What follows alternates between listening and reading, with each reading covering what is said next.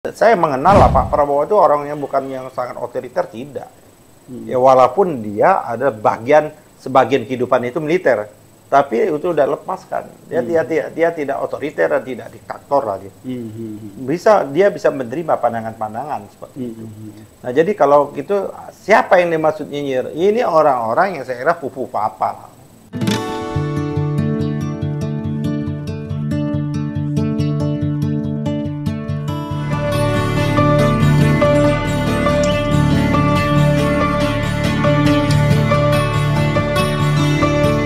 Bismillahirrahmanirrahim. Assalamualaikum warahmatullahi wabarakatuh. Pemirsa Masumi TV dan Ahmad Ini Channel dimanapun berada dari Sabang sampai Merauke. Juga teman-teman kita para diaspora.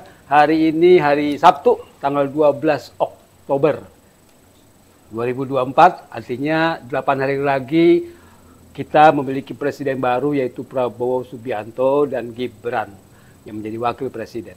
Nah, pemirsa, kita akan ketahui tentunya nanti setelah pelantikan itu pasti ada acara-acara yang terkait dengan presiden lama yaitu Jokowi. Tetapi di balik itu kita juga dan sekarang ini sudah mendengar bahwa Prabowo dalam suatu kesempatan berbicara tentang mengkritik orang yang suka mengkritik, orang yang suka caci maki, disebutkan tidak sesuai dengan karakter bangsa Indonesia. Artinya Prabowo itu sudah tahu ada orang-orang yang suka mengkritik, ada orang yang suka membenci, mengumbar kebencian, juga orang-orang yang selalu memprotes dengan cara mungkin yang kurang sopan. Nah pertanyaannya, siapa yang dimaksud Prabowo? Ya, orang-orang yang memang dianggap kurang sopan santun dalam mengkritik, memprotes, mencaci maki, ini yang perlu kita dengarkan. Nah, pada kesempatan ini Pak Ketua Umum Partai Masumi, Bapak Dr. Ahmad Yani SAMH, tentunya kita akan wawancara, kita akan tanya kira-kira pendapatnya, siapa sih yang dimaksud Prabowo, orang yang suka caci maki dan yang suka mengumbar kebencian kepada publik. Assalamualaikum. Waalaikumsalam warahmatullahi wabarakatuh. Iya, rame nih Pak Ketum Prabowo di PKB ya, di acara PKB mengatakan bahwa ada sekelompok orang, mungkin orang-orang tertentu yang selalu mencaci maki tapi dengan cara-cara yang tidak sopan gitu. Itu siapa kira-kira ya? Ya ini memang menimbulkan berbagai macam spekulasi dan pertanyaan. Address yang ingin disampaikan Pak Prabowo atau Presiden terpilih ini sesungguhnya pada siapa? Tapi kalau mereka yang mengikuti jejak rekamnya Pak Prabowo tentu paham address yang ingin disampaikan oleh Pak Prabowo itu sebenarnya. Jadi kan ada sebagian orang yang juga anti Pak Prabowo, yang tidak suka Pak Prabowo, mulai membangunkan seolah-olah Pak Prabowo ini anti demokrasi. Seolah-olah Pak Prabowo ini menganggap Pak Prabowo ini bagian dari Orde Baru, mau menghidupkan lagi Orde Baru yang anti kritik, yang tidak mengenal nilai-nilai demokrasi seperti itu. Menurut saya kalau pandangan seperti itu keliru. Salah ya? Salah dan sederhana. Karena apa yang disampaikan Pak Prabowo dalam pidatonya di PKB itu bukan ditujukan kepada kelompok oposan. Bukan ditujukan kepada partai politik yang mengambil jalan berseberangan, bukan. Karena sama-sama kita ketahui jalan yang diambil oleh Pak Prabowo itu sejak dia keluar dari militer dan ingin mengambil kepemimpinan itu, dia mendirikan partai politik. Iya. Artinya jalan yang dia ambil itu jalan demokrasi. Jalan demokrasi itu artinya jalan yang berbeda pandangan. Ya kan, jalan yang tentu beradu argumentasi, beradu pendapat, saling setuju untuk tidak setuju, berbeda untuk tidak berbeda gitu, seperti itu. Atau hal-hal yang memang yang diatur secara mekanik atau secara konstitusi yang diatur oleh dan dijamin oleh konstitusi kita seperti itu. Dan Pak Prabowo juga mempraktekkan, ya kan, sana saya kan sama-sama juga 2009 itu kan pertama kali juga Partai Gerindra masuk parlemen. Pertama kali ya, betul. Dan Pak Prabowo pada waktu itu Gerindra ngambil jalan oposisi. Pada waktu zamannya SBY presiden. Betul. Dan bersama-sama kita juga kan. Banyak kebijakan-kebijakan itu, jadi address-nya menurut saya bukan itu. Apalagi kan dia ditambah mencaci maki. Kan kalau demokrasi itu boleh saja kita tidak setuju. Boleh saja kita mengkritik, boleh saja kita tidak sependapat dengan polisi kebijakan pemerintah. Kita punya alternatif, dan itulah gunanya, itulah jalannya demokrasi seperti itu. Tapi kan Pak Prabowo tidak mengambil tema itu, yang bahwa keluar dari adat istiadat kita, tidak sampai ini orang yang mencaci maki, menyerang hal-hal yang bersifat personal dan pribadi. Dan itu memang tidak pernah ada tradisi kita. Tradisi demokrasi kita tidak mengajarkan seperti itu. Coba kita ambil contoh kan, kalau kita lihat kan jejak rekamnya Pak Prabowo ini kan, kalau mau kita ambil bahwa dia ini kan anak kandungnya Pak Sumitro. Pak Sumitro ini kan adalah tokoh parpol, tokoh PSI. Partai Sosialis. Kita ini adalah Masumi. Ya kan, kalau Pak Prabowo itu adalah anak biologis dan anak ideologisnya Pak Sumitro, kita ini kan anak ideologis dan anak biologisnya Masumi. Kalau kita melihat lebih dekat, ya kan, Masumi ini lebih dekat dengan PSI pada waktu itu. Bahkan bersama-sama dalam kabinet, bahkan dalam ada waktu Pak Sumitro, Pak Nasir dengan Pak Burhanuddin ya, Pak Sab pada waktu itu di Sumatera Barat yang ikut PRRI dan bersama-sama. Bahkan pada waktu itu Pak Sumitro sempat keluar. Jadi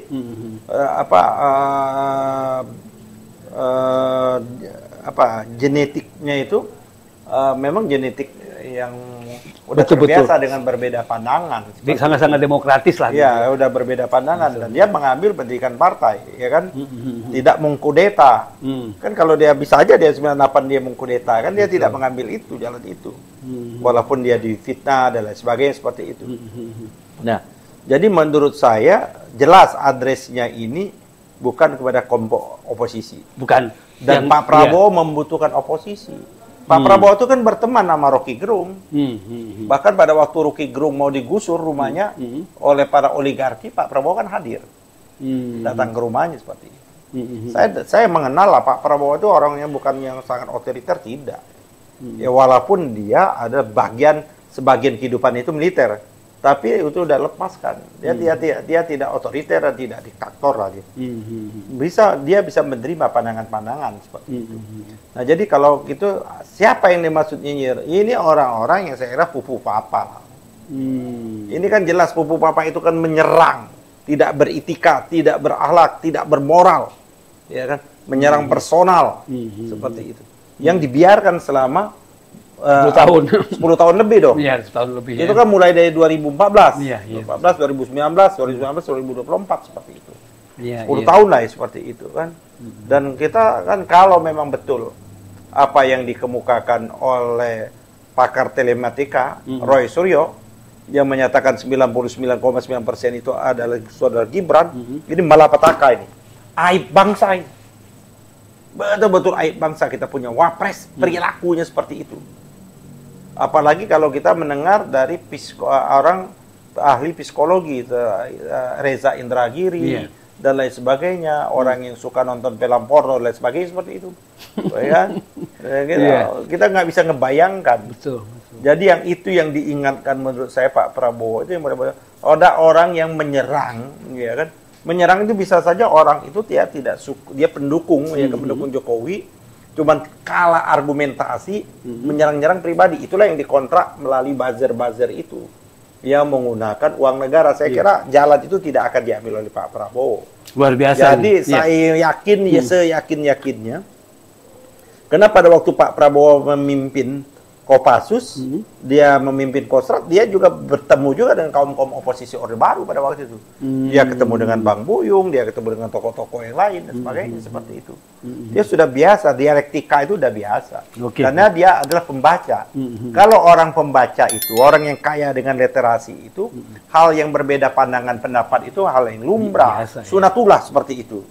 Jadi yang saya yakin-yakinnya yang dia masuk itu tipologi apa yang tidak berakhlak, orang yang tidak beradab, yang tidak bermoral itu, ya kelas-kelas pupu papa itu.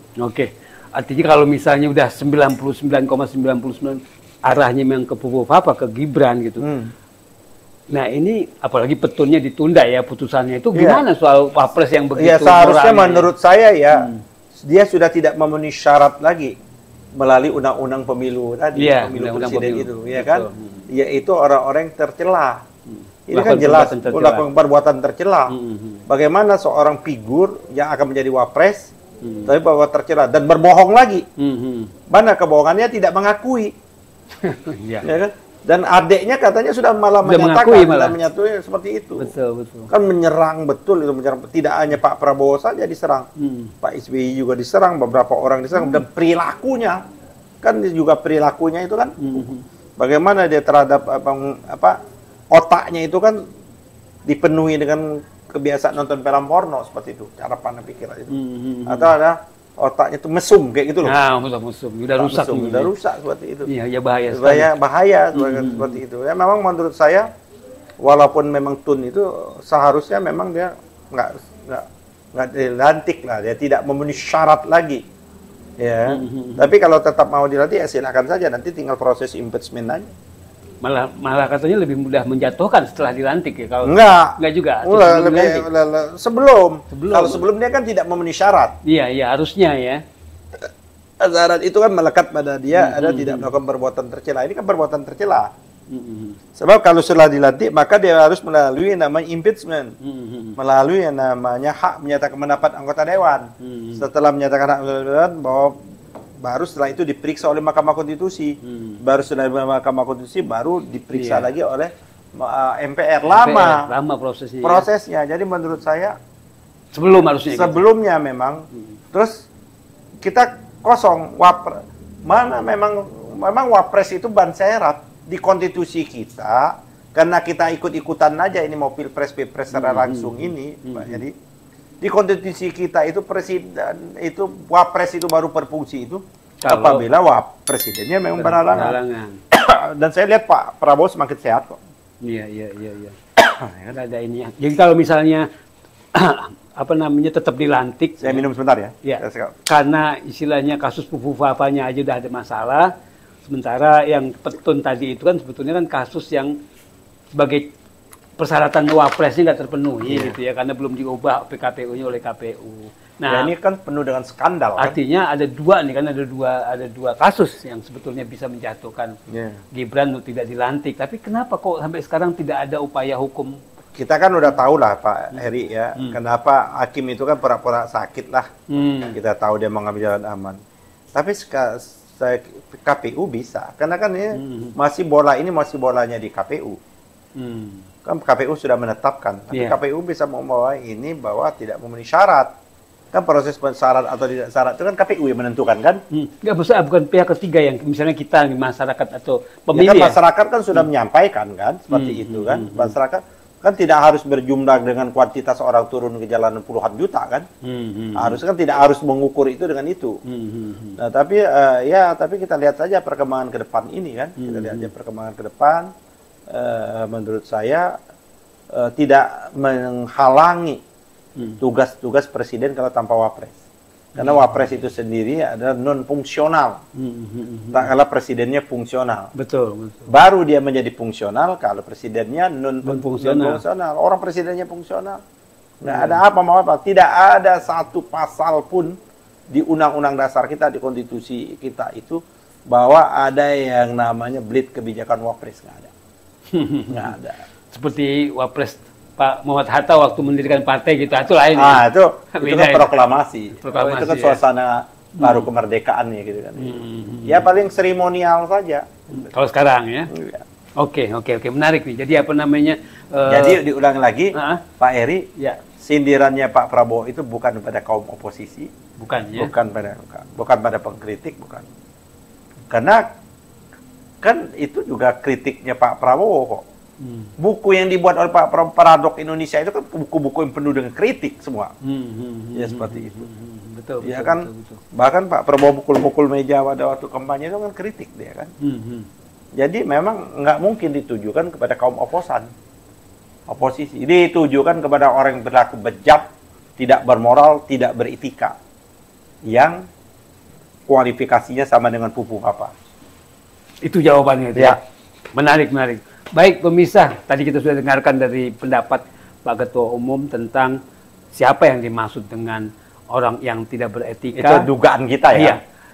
Yang kita anggap lah, kita duga itu memang orang yang memang tidak beretika itu adalah ya Fufafa itu gitu ya. Itu dugaan kita. Ya, kita makin penasaran ini. Tanggal 20 sudah mendekat ya. Apakah Gibran akan tetap dilantik jadi wapres atau bagaimana? Kita tunggu. Terima kasih atas perhatian pemirsa sekalian. Kita berharap untuk tetap menonton acara kita, like, subscribe, kemudian share dan komen. Billahi taufiq wal hidayah. Wassalamualaikum warahmatullahi wabarakatuh.